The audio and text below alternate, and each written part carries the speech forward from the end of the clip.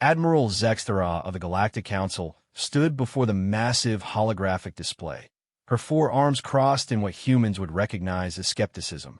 The image showed a single vessel approaching the neutral zone, where first contact protocols demanded all species present their finest fleet formations. Around her, representatives from 12 different civilizations murmured in their various languages, creating a symphony of confusion and concern. "This cannot be correct," declared Ambassador Quillnox, his crystalline form refracting the blue light of the display. "Our long-range sensors show only one ship. Surely the humans are hiding their true fleet." The Terran vessel appeared unremarkable by galactic standards. It was sleek, certainly, with clean lines and what appeared to be advanced hull plating, but it was dwarfed by even the smallest escort ships present in the assembled armada. The Council had gathered over 300 vessels for this historic moment, representing the combined might and diplomatic presence of the known galaxy's major powers. Commander Veltar of the Arcturus Military Corps leaned forward, his reptilian features twisted in what passed for amusement among his species. "Perhaps they're testing us, seeing if we will react aggressively to such an obvious display of weakness." Admiral Zexthera's primary eyes focused on the data streaming beside the visual display. The human ship registered as approximately 800 meters in length, with standard fusion drives and what appeared to be basic defensive systems. By comparison, her own flagship stretched over 4 kilometers and bristled with enough firepower to reduce a small moon to asteroid rubble. "Have we received any additional transmissions from Earth?" she asked her communications officer. The young Nebulari at the console shook his head, his translucent skin shifting to deeper blues in concentration. "Nothing since their initial request for peaceful first contact, Admiral.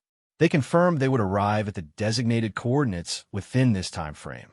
Our sensors confirm that vessel is of human origin." The diplomatic chamber buzzed with increasing agitation.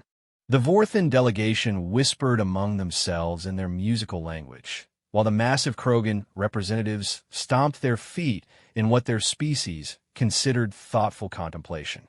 Each civilization had arrived with carefully planned fleet formations designed to display both military capability and diplomatic respect. The humans had sent what appeared to be a single courier ship. "This is either the height of arrogance or the depth of foolishness," announced High Counselor Meridian of the Crystalline Collective. Her voice rang like wind chimes in a gentle breeze, but her words carried the weight of millennia of diplomatic experience. "No species has ever attempted first contact with the Galactic Council using a single vessel. It violates every protocol of civilized interaction." Admiral Zexthera found herself studying the human ship more carefully. Intelligence reports about humanity had been interesting. The species had apparently achieved faster-than-light travel only recently, within the past 50 standard years. Their expansion had been rapid, but seemingly random, establishing colonies and research stations throughout their local stellar neighborhood without any apparent central planning. Most species took centuries to develop such confidence in interstellar travel. "What do we know about their military capabilities?" asked General Thorax of the Insectoid Coalition, his mandibles clicking in agitation. The intelligence briefing materialized as another holographic display. "Human military technology appears adequate but unremarkable," reported Chief Analyst Crevan. "They have engaged in several conflicts with what they term pirates and raiders in their local space. Success rates suggest competent tactical thinking, but nothing exceptional. No evidence of weapons technology beyond standard plasma and kinetic systems." "Then why?" demanded Ambassador Quillnox. "Would they risk such an important first contact with a single ship? Are they suicidal?" The question hung in the air like a bad smell. In the 3,000 years since the Galactic Council had been established, no species had ever attempted first contact without a significant show of force. It was not about aggression, but about respect. To arrive with a single ship suggested either complete ignorance of galactic customs or a disturbing level of contempt for the assembled civilizations. Perhaps, suggested Commander Veltar, with a predatory grin. We should teach them proper protocol. A few warning shots across their bow might encourage them to return with an appropriate escort. Absolutely not, Admiral Zextera said firmly. First contact protocols are sacred. We will proceed with dignity regardless of their unusual approach. The Terran vessel continued its steady approach, seemingly oblivious to the massive armada awaiting it. Long-range scans revealed a crew of approximately 200 humans, which seemed impossibly small for a diplomatic mission of this magnitude. Most first-contact delegations numbered in the thousands, with representatives from every major political and military faction of the approaching species. Admiral, the communications officer called out, his skin now cycling through nervous patterns of purple and gold. We're receiving a transmission from the human vessel. On screen, the main display shifted to show the interior of what appeared to be the human ship's bridge. The space looked surprisingly spacious despite the vessel's modest size, with clean white surfaces and holographic displays that seemed almost primitive compared to galactic standard technology. In the center stood a human female wearing what appeared to be a simple blue uniform with minimal decoration. "Greetings," the human said, inclining her head slightly in what was presumably a gesture of respect among her species. "I am Captain Sarah Chun of the Terran Deep Space Vessel Endeavor. On behalf of the people of Earth and our colonies, I come seeking peaceful dialogue with the Galactic Council." The simplicity of the introduction sent murmurs rippling through the assembled delegates. Were the lengthy recitations of titles and achievements?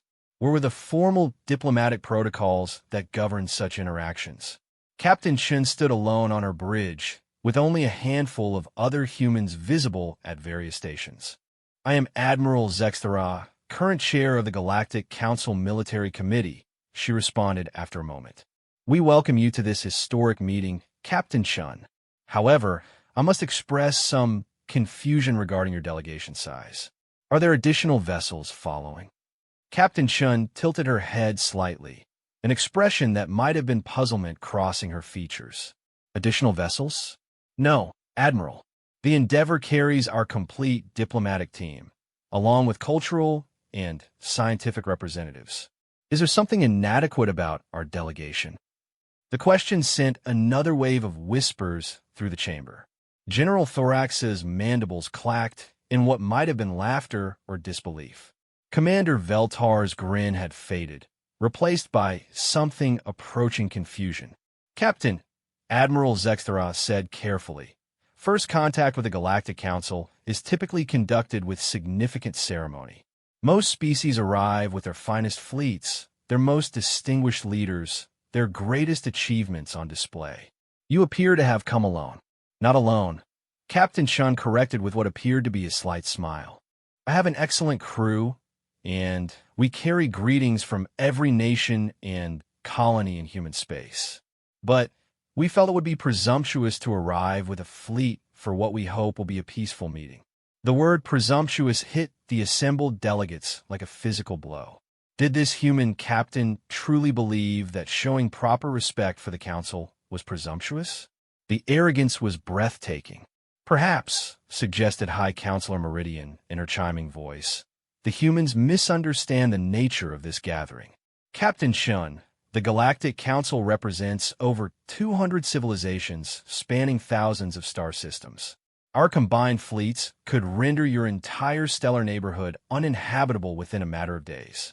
Do you truly believe a single ship represents adequate preparation for such a meeting?"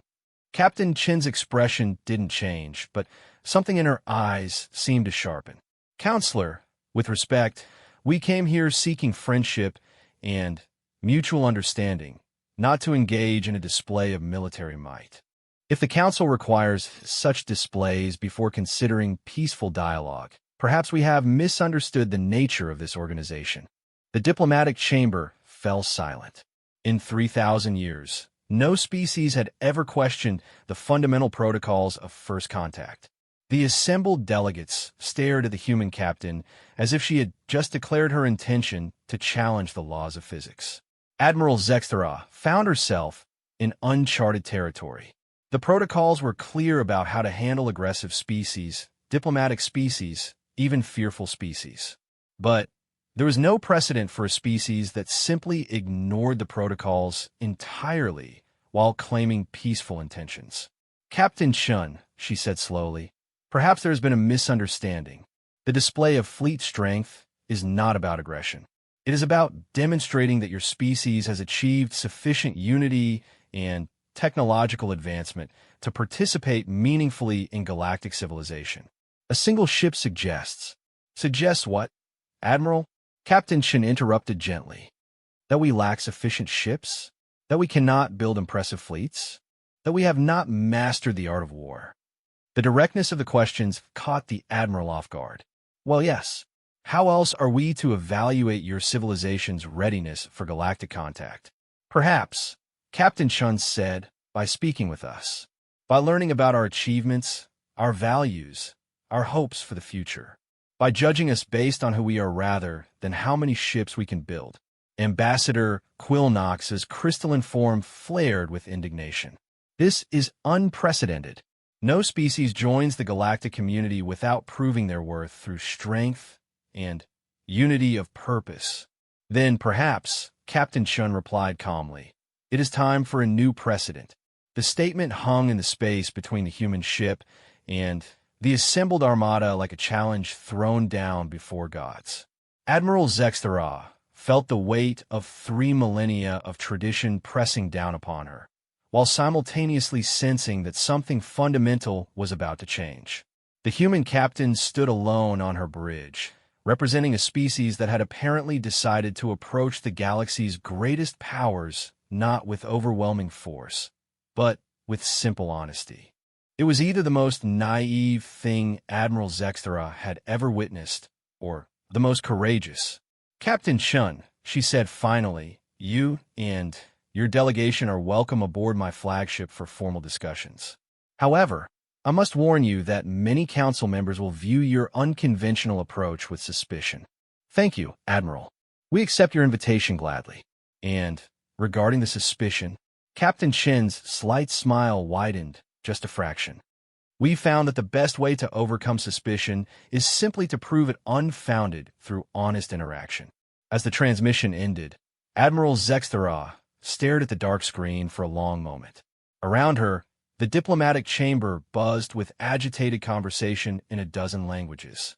The humans were coming aboard with their impossibly small delegation and their apparently genuine belief that friendship could be achieved through simple honesty rather than displays of power. She found herself wondering if they were about to witness the most spectacular diplomatic failure in galactic history, or if the humans might actually teach the Council something new about the nature of strength. The docking procedures began, and Admiral Zextera prepared to meet the species that had answered the galaxy's greatest gathering with a single ship, and a captain who smiled when challenged by powers that could obliterate her entire civilization. Perhaps, she thought with growing curiosity, the question was not why the humans had sent only one ship, but why everyone else felt they needed so many. The docking bay of the Council flagship Harmonious Unity had been prepared for the human delegation with meticulous care. Admiral Zextera had ordered atmospheric adjustments to accommodate the oxygen-nitrogen requirements of human physiology, and the chamber had been equipped with translation matrices capable of handling their apparently simple but nuanced language. What she had not prepared for was how small the delegation would be. 12 humans stepped from their shuttle. 12. Admiral Zextera's own ceremonial guard numbered 50, and that was considered modest by Council standards. The human delegation consisted of Captain Chun, still wearing her simple blue uniform, along with what appeared to be a mixture of military officers, scientists, and individuals in civilian clothing. No ornate robes, no ceremonial weapons, no signs of rank that reached beyond simple functionality. "Welcome aboard the Harmonious Unity," Admiral Zextera said, executing the formal bow that protocol demanded. Around her, representatives from the major council species had gathered, creating a display of galactic diversity that usually overwhelmed first contact delegations.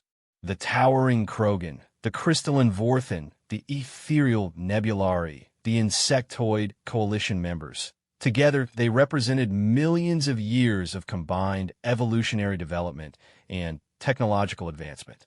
Captain Chun stepped forward, returning the bow with what appeared to be genuine respect. "Thank you for your hospitality, Admiral.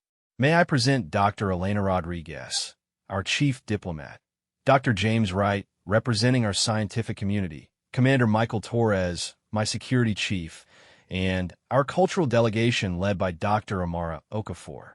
The introductions were startlingly brief. No lengthy recitations of achievements, no lists of conquered worlds or technological marvels, no formal presentations of gifts or tribute. The humans simply stood there, waiting with what appeared to be patient curiosity. "This way, please," Admiral Zexteros said, leading them toward the main conference chamber.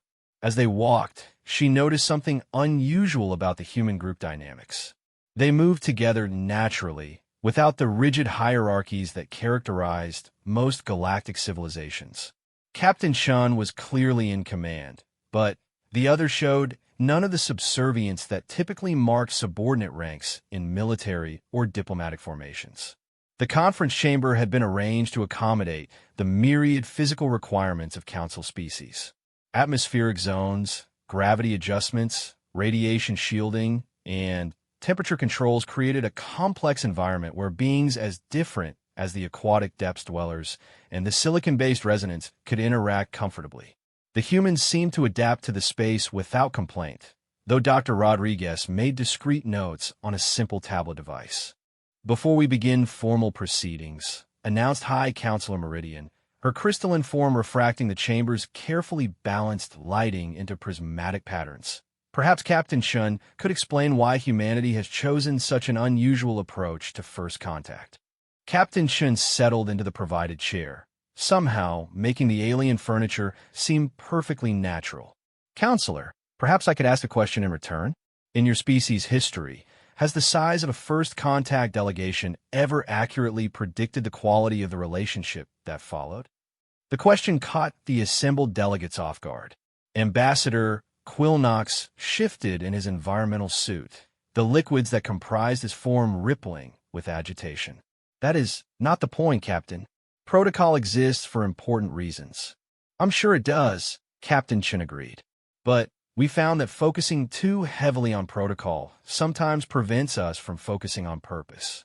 We came here to learn about your civilizations, to share information about our own, and to explore the possibility of beneficial relationships. 1,000 ships couldn't accomplish that any better than one, and they might suggest that we came here to impress you rather than to understand you." Dr. Elena Rodriguez leaned forward slightly.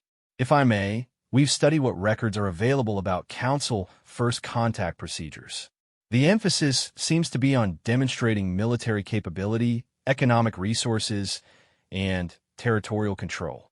While we understand the logic behind these requirements, we wondered if they might actually interfere with genuine diplomatic contact." General Thorax's mandibles clicked in rapid sequence, a sound his species made when processing unexpected concepts. "You suggest that our time-tested methods are flawed?" "Not flawed," Dr. Rodriguez replied diplomatically. "Perhaps simply incomplete. Military power tells you about a species' ability to wage war, but very little about their ability to maintain peace. Economic resources indicate production capacity, but not necessarily wisdom in resource allocation. Territorial control shows expansion capability, but not necessarily the ability to govern justly." The observation sent murmurs through the chamber. Commander Veltar of the Arcturus Military Corps leaned forward, his predatory features sharpening with interest rather than aggression. "Then, what would you suggest as better indicators, Dr. Rodriguez? How a species treats those who cannot defend themselves, how they respond to natural disasters, how they handle disagreements within their own civilization, how they approach problems that cannot be solved through force or wealth." Dr. Rodriguez's voice carried conviction without arrogance. "These seem like more reliable indicators of the kind of neighbor a species would make." Admiral Zextera found herself reconsidering everything she thought she knew about diplomatic evaluation. And you believe a single ship demonstrates these qualities? Not demonstrates. Captain Chun interjected, offers to discuss. We didn't come here to prove anything, Admiral. We came here to learn and to share. If the Council decides that humanity isn't ready for galactic contact, we'll respect that decision and return home. But we thought it might be worth having an actual conversation before making that determination. The simplicity of the statement was almost shocking. In 3,000 years of Council history, no species had ever suggested that the Council might be wrong, or that first contact should involve mutual evaluation rather than one-sided testing. Dr. Wright, High Counselor Meridian, addressed the human scientist. What technological achievements does humanity offer to demonstrate readiness for galactic civilization? Dr. Wright smiled with what appeared to be genuine enthusiasm. We've developed some interesting approaches to sustainable energy, ecological restoration, and what we call adaptive medicine, medical techniques that can be quickly modified for different biological systems. But honestly, Counselor, I'm more interested in learning about your civilization's achievements. The quantum resonance techniques that allow this chamber to accommodate so many different environmental requirements, for instance. That's far beyond anything we've developed. The admission of technological inferiority should have confirmed humanity's inadequacy for Council membership. Instead, it somehow made Dr. Wright seem more credible rather than less. His obvious interest in learning, rather than impressing, was completely unprecedented in first contact situations. Ambassador Quillnox's form shifted through several colors as he processed this interaction. Dr. Wright, surely you must have some achievement you wish to present to the Council? Well, Dr. Wright said thoughtfully, we've eliminated poverty and hunger throughout our colonial system. Not through advanced technology, just through better organization and distribution. We've also managed to maintain democratic governments across 17 different worlds, despite the communication delays involved. And we've successfully integrated 7 different human cultural groups into colonial efforts without losing their distinct identities. The achievements were remarkable not for their technological sophistication, but for their implications about human society. General Thorax's posture shifted subtly, his warrior instincts recognizing something significant. Dr. Wright, how does a species achieve unity without conquest? Our records show no evidence of major wars or forced integration in human expansion. We decided early on that conquest was counterproductive. Dr. Wright replied, forced integration creates resentment, and resentment creates instability. It seemed more efficient to convince people that joining us was beneficial rather than trying to force them. Efficient, Commander Veltar repeated, the word carrying new meaning in his predatory vocabulary. You achieved unity through efficiency? Not just efficiency, Dr. Okafor spoke for the first time, her voice carrying the warm tones of someone accustomed to teaching. Through respect for diversity. We learned that different approaches to problems often produce better solutions than any single approach could manage alone. And this, Admiral Zextera said slowly, is why you sent only one ship? Because you respect diversity? Partly, Captain Chen admitted, but also because we wanted to demonstrate trust. Arriving with a large fleet would suggest we either didn't trust you to honor first contact protocols or that we expected to need military support for a diplomatic mission. Either implication seemed counterproductive. The word hung in the air like a revelation. Admiral Zextera realized that the human approach wasn't naive at all. It was calculated to communicate specific messages about human values and intentions. The single ship said they trusted the Council's honor, respected the peaceful nature of the meeting, and had confidence in their ability to succeed through dialogue rather than intimidation. Captain Chun, she said carefully, what if we had responded to your single ship with aggression? What if we had interpreted your approach as weakness or contempt? Then, we would have learned something important about the Council, Captain Chun replied without hesitation. And we would have dealt with the situation accordingly. Dealt with it how? Demanded General Thorax. Probably by leaving, Captain Chin said simply. If the Council required displays of military might before considering peaceful dialogue, then we would have concluded that we weren't ready for this relationship. We would have returned home, developed our capabilities further, and tried again in a few decades. The casualness with which she discussed walking away from galactic civilization sent shockwaves through the chamber. Species typically spent centuries preparing for Council contact, desperate to join the galactic community. The humans seemed perfectly willing to wait if the relationship wasn't right. You would give up the benefits of galactic civilization so easily, asked High Counselor Meridian. Counselor, Dr. Rodriguez said gently, we're not convinced that forced integration into any civilization, however advanced, is actually beneficial. We'd rather wait until we could contribute meaningfully to a relationship than accept a subordinate position out of desperation. Commander Veltar's expression shifted from confusion to something approaching respect. His warrior culture valued strength, but it also valued dignity. The humans were demonstrating both without the traditional displays of power. And if the Council determines that humanity is not ready for membership, Admiral Zextera asked, then we'll thank you for your time, ask if we might stay in touch, and head home, Captain Shun said with a smile. No hard feelings. We understand that different civilizations develop at different rates and in different directions. Maybe in 100 years we'll be a better fit. The room fell silent as the implications sank in. The humans had approached the galaxy's most powerful alliance without desperation, without arrogance, and without the need to prove themselves through displays of force. They were offering partnership rather than seeking validation. Admiral Zextera found herself facing a choice that had never existed in Council history. Every species before had either tried to impress the Council with their power or had begged for acceptance despite their weakness. The humans were simply offering honest evaluation and mutual respect. Captain Chun, she said finally, I believe this discussion is far from over. But I find myself curious about something. If you were evaluating the Council for potential relationship, what would your criteria be? The question reversed 3,000 years of diplomatic precedent, but Captain Chun seemed to consider it seriously. How you treat disagreement within your own membership. How you handle species that choose not to join.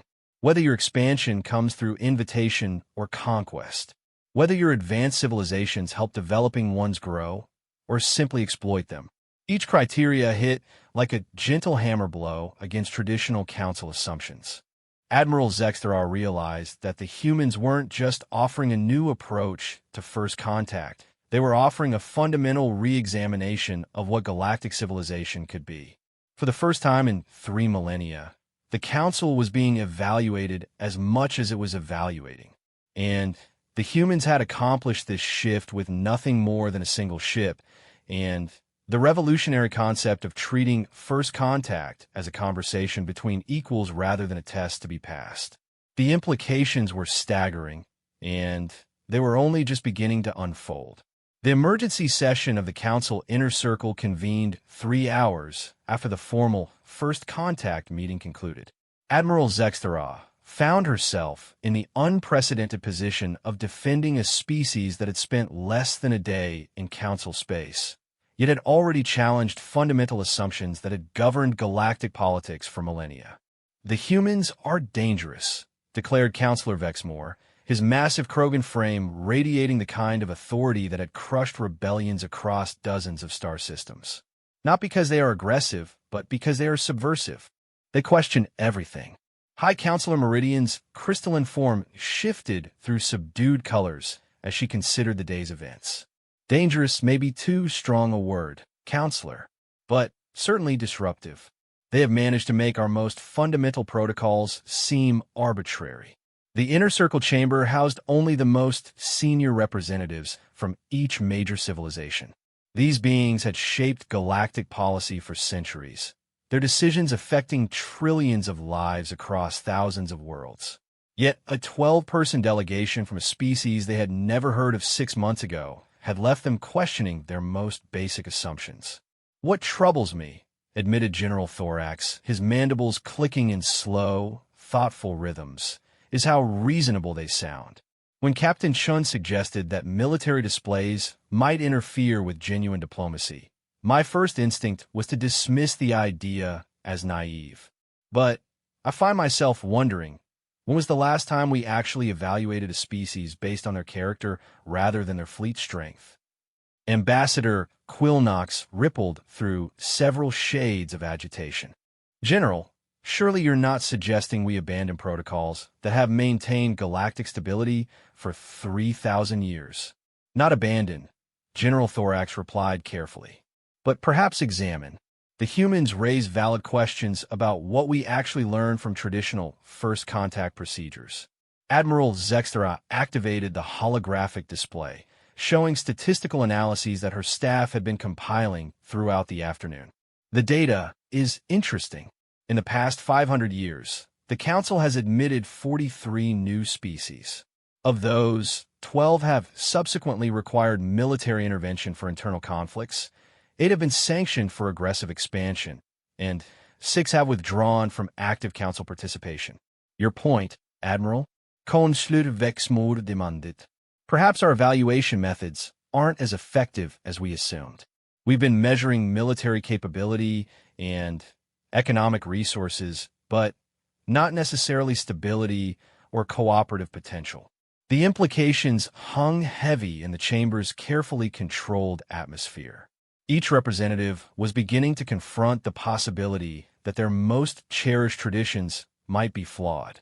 There's another concern, High Counselor Meridian said, her voice carrying the harmonic frequencies that indicated deep thought among her species. The human's approach suggests a level of confidence that seems disproportionate to their actual capabilities. They behave as if they have options. Commander Veltar leaned forward, his predatory instincts finally identifying what had been bothering him about the human delegation. Because they do have options. They're not desperate for our approval. They came here to explore possibilities, not to beg for acceptance. The observation sent a ripple of unease through the assembled leaders. In their experience, species sought council contact because they needed the benefits of galactic civilization, protection, technology, trade opportunities, cultural exchange. They've achieved interstellar colonization, eliminated internal conflict, and developed sustainable technology. They've done this without council guidance, and they seem to be doing quite well. Too well, muttered Ambassador Quillnox.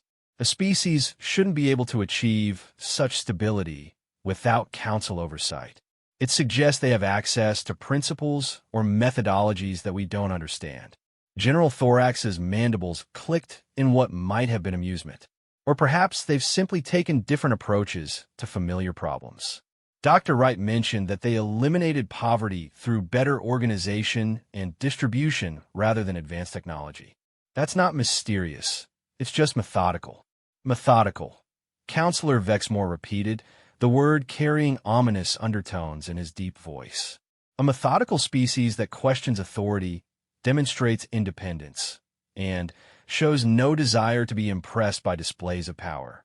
Do you see why some might consider them dangerous? The chamber fell silent as the implications crystallized. The humans weren't threatening because they were aggressive. They were threatening because they were self-sufficient. They had achieved the benefits of civilization without accepting the traditional hierarchies that maintained galactic order. Admiral Zextera, High Counselor Meridian, said finally, what did you make of Captain Chen's evaluation criteria for judging the council? Admiral Zextera accessed her notes from the meeting. She mentioned how we handled disagreement within our membership, our treatment of species that choose not to join, whether our expansion comes through invitation or conquest, and whether we help developing civilizations or exploit them. And Konsular Vexmor demanded. And I realized that an honest assessment might not reflect well on council history, Admiral Zextera admitted. We have used economic pressure to force membership. We have suppressed internal dissent through military action. We have exploited developing species for resource access. Those actions maintained stability. Ambassador Quillnox protested. Did they? General Thorax asked quietly. Or do they maintain our control? There's a difference. The question struck at the heart of everything the Council represented. For 3 millennia, they had equated galactic stability with their own dominance, assuming that their way of doing things was not just effective, but natural. The humans had spent a few hours questioning those assumptions, and cracks were already appearing in what had seemed like unshakable foundations. We need to understand how they think, declared High Counselor Meridian. Their approach to problem-solving, their social structures, their decision-making processes. If they've achieved such remarkable results through better organization, we need to understand what that means. Admiral Zextra nodded. I've arranged for extended cultural exchange sessions. Dr. Okafor has offered to discuss human social development. Dr. Rodriguez will present their diplomatic methodologies, and Dr. Wright wants to share their technological philosophy. Technological philosophy? Commander Veltor asked. Apparently, they have specific principles governing how they develop and deploy new technologies.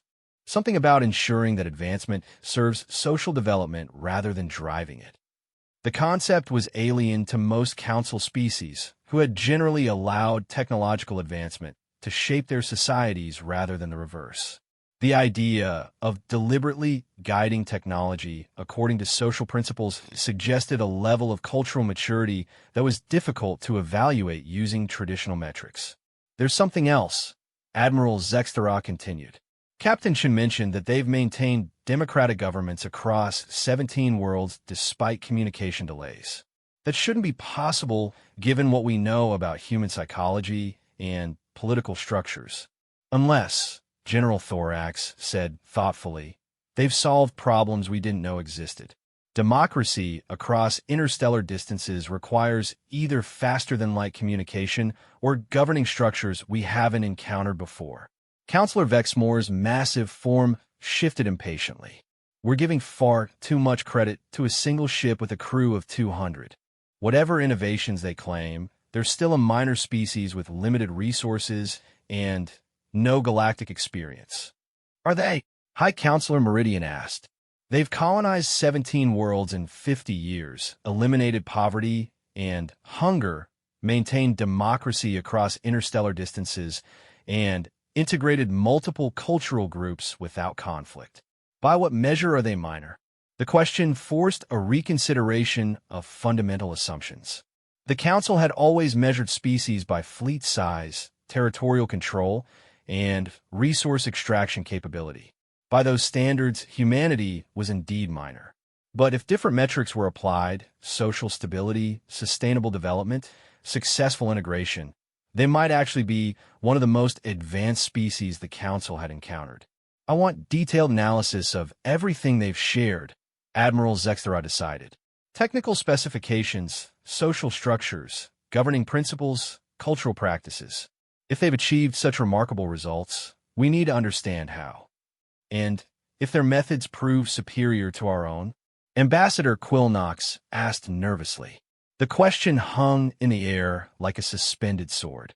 For 3,000 years, the Council had operated under the assumption that their way of doing things represented the pinnacle of galactic civilization. The possibility that a younger species might have developed better approaches was profoundly threatening to everything they believed about themselves. Then, we learned from them, Admiral Zextra said simply. The statement sent shock waves through the chamber.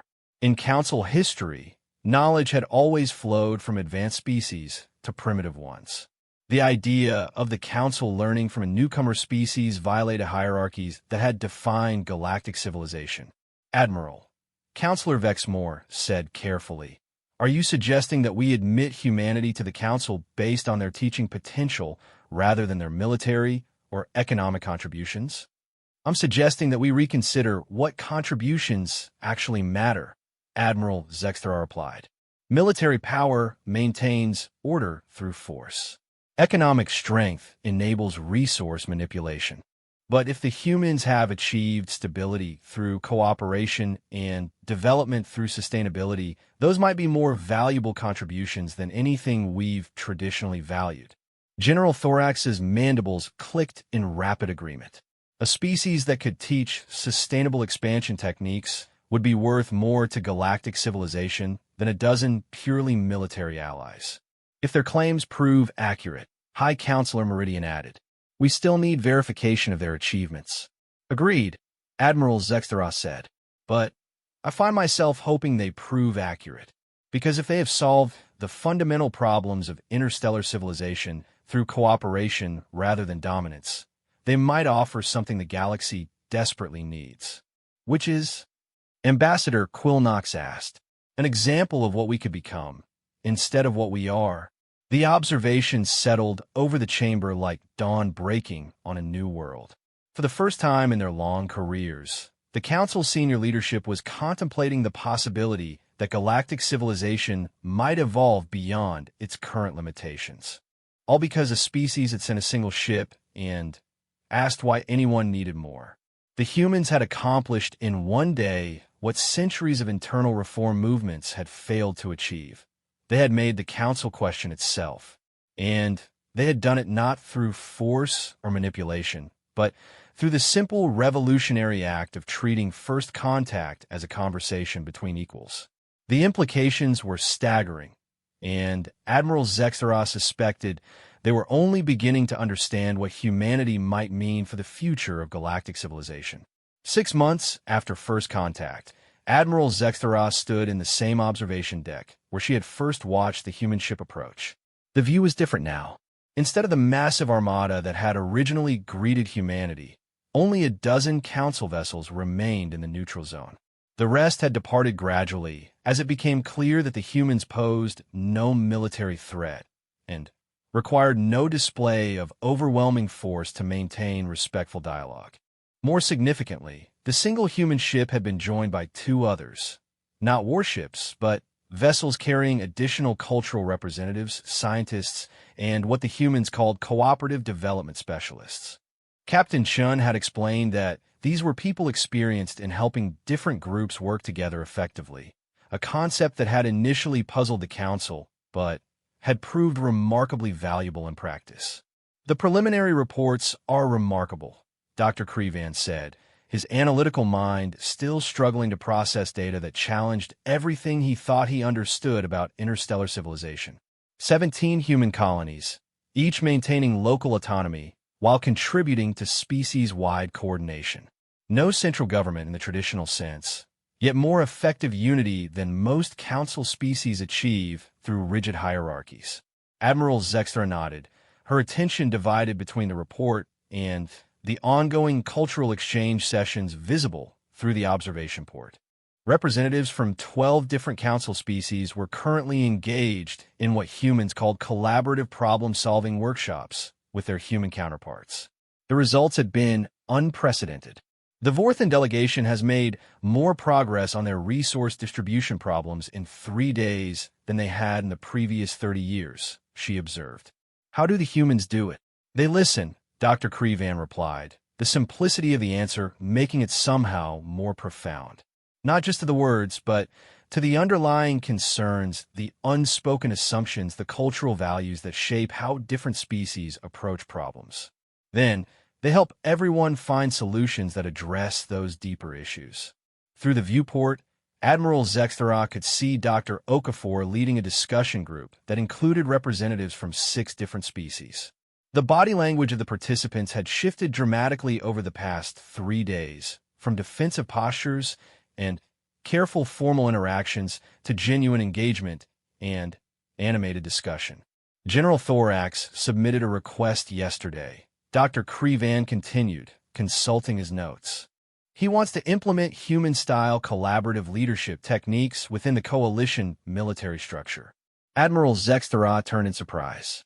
Thorax wants to change military protocols based on human recommendations. More than that, he believes human organizational methods could reduce the internal conflicts that have plagued coalition expansion for centuries. His exact words were, these humans have figured out how to make strength and cooperation reinforce each other instead of competing. The observation carried weight beyond military applications. For millennia, Galactic civilization had operated under the assumption that effective organization required strict hierarchies, clear chains of command, and the subordination of individual interests to collective goals. The humans had apparently achieved superior results through methods that emphasized individual contribution within cooperative frameworks. What about the economic analyses? Admiral Zextera asked. Dr. Crevan's expression shifted to something approaching awe. Their resource management systems are extraordinary, not because of advanced technology, but because of advanced thinking. They've eliminated waste not through efficiency mandates, but by ensuring that every person in their civilization has genuine investment in collective success. Investment, not financial investment, emotional and social investment. Every human apparently understands how their individual work contributes to species-wide goals, and every human sees personal benefit in collective success. They've aligned individual motivation with collective benefit in ways we've never seen before. Admiral Zextera had reviewed the economic data herself, and the implications were staggering. Human colonies produced more per capita than most council worlds, generated virtually no waste, and maintained resource flows that adapted dynamically to changing needs. They had achieved this not through central planning or market forces, but through what Dr. Rodriguez called conscious cooperation. The technology sharing sessions have been equally remarkable, Dr. Crevan continued. Dr. Wright has demonstrated 3 different techniques that could revolutionize council medical capabilities for new approaches to energy distribution that could reduce our infrastructure requirements by 60%, and an ecological restoration methodology that could make previously uninhabitable worlds productive within decades. And he's sharing all of this freely? That's the remarkable part. The humans don't seem to view knowledge as a strategic resource to be hoarded. Dr. Wright's exact words were problems solved by one mind become solutions available to all minds. The faster we share discoveries, the faster we all advance. Admiral Zextera found herself once again confronting the revolutionary implications of human thinking. Council species typically guarded their most advanced technologies carefully, using superior knowledge as leverage in political and economic negotiations. The humans were apparently willing to share their best innovations with everyone, trusting that collective advancement would benefit their own civilization more than exclusive advantages. Have we completed the verification studies? She asked. All 17 human colonies have been visited by council inspection teams, Dr. Crevan confirmed. Every claim they've made has proved accurate or conservative. Some of their achievements actually exceed what they reported during first contact. Admiral Zextera nodded grimly. The verification process had been necessary, but embarrassing. Traditional council protocols required detailed investigation of any species claiming significant achievements, under the assumption that most claims were exaggerated or fabricated. The humans had not only welcomed such investigations, but had provided complete access to all aspects of their civilization. What did the teams find that exceeded reported achievements? Their conflict resolution systems are even more effective than claimed. They've had 0 warfare between colonies, 0 significant civil unrest, and they've successfully mediated disputes involving their allied systems. 3 different council species have already requested human assistance with internal conflicts. The implications were profound. The council maintained peace primarily through superior military force and the threat of economic sanctions. The humans had apparently achieved peace through methods that actually strengthened the societies involved rather than simply suppressing disagreement. There's something else, Dr. Crevan added, his tone suggesting something particularly significant.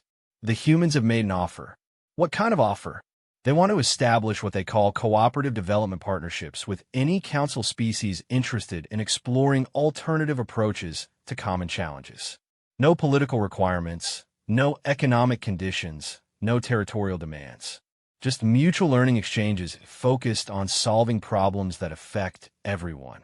Admiral Zextera stared out at the human ships, her mind racing through the implications. Traditional council relationships were based on carefully negotiated treaties that balanced power, resources, and strategic advantages. The humans were offering something unprecedented, partnerships based purely on mutual benefit and shared learning. How many species have expressed interest?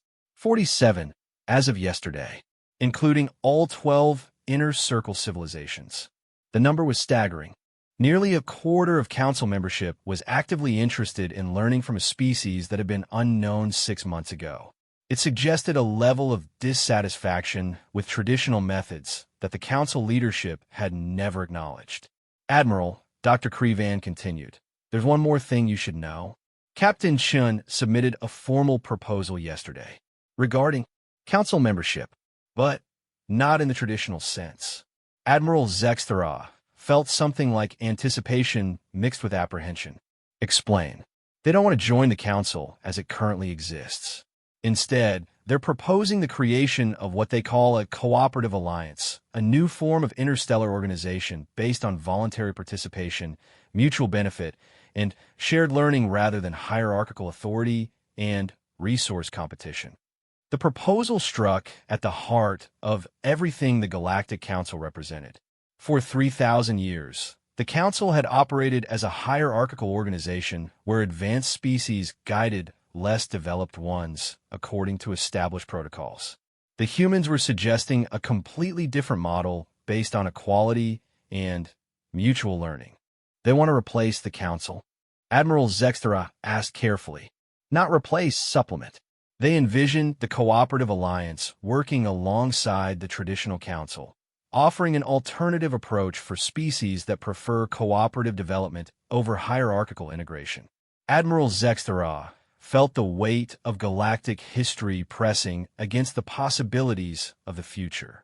The human proposal wasn't just about organizational structure. It was about fundamental assumptions regarding how intelligent species could interact across interstellar distances. What's been the response from the inner circle? Dr. Crevan hesitated before answering. Split. Counselor Vexmore and his allies view it as a direct challenge to council authority. High Counselor Meridian and her faction see it as an opportunity for institutional evolution. General Thorax has actually endorsed the proposal, arguing that competition between organizational models would strengthen both. And you? What do you think? Dr. Crevan considered the question carefully. I think the humans have demonstrated that their methods work. They've achieved remarkable results through cooperation, sustainable development, and what they call conscious collaboration. Whether those methods would scale up to galactic civilization is unknown, but the potential benefits are extraordinary. Admiral Zexthara found herself facing a choice that would define not just her own career, but potentially the future of galactic civilization. The humans had arrived with a single ship and a handful of revolutionary ideas.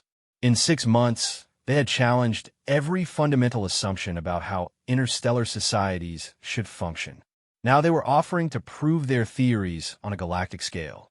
Schedule a meeting with Captain Chun, she decided. I want to understand exactly what they're proposing. Admiral, are you seriously considering supporting their proposal? Admiral Zexthara looked out at the human ships, thinking about everything she had learned over the past 6 months. The humans had achieved remarkable things through cooperation rather than dominance, sustainable development rather than exploitation, and conscious collaboration rather than hierarchical control. They had shared their knowledge freely, offered assistance without conditions, and demonstrated genuine respect for other civilizations' autonomy. Dr. Crevan, in 3,000 years of council history, have we ever encountered a species that made us better just by interacting with them? No, admitted. Then perhaps it's time we seriously considered learning from one that does. The decision felt momentous, not because it challenged the council's authority, but because it opened possibilities that had never existed before. The humans had answered the galaxy's greatest challenge not with overwhelming force, but with revolutionary thinking. They had sent one ship because they didn't need more. They had ideas that were more powerful than fleets. As Admiral Zexthara prepared to meet with Captain Chun, she realized that the question had never really been why humans sent only one ship. The question was why everyone else thought they needed so many, and whether the galaxy was ready to learn a better way. The humans had proved that sometimes the most profound revolutions began not with the thunder of approaching armies, but with the quiet confidence of a single ship carrying people willing to ask uncomfortable questions about why things had always been done certain ways. And in their willingness to question everything, they had shown the galaxy what it might become if it had the courage to imagine something better than what it had always been. The revolution would be peaceful, cooperative, and absolutely unstoppable, just like humanity itself.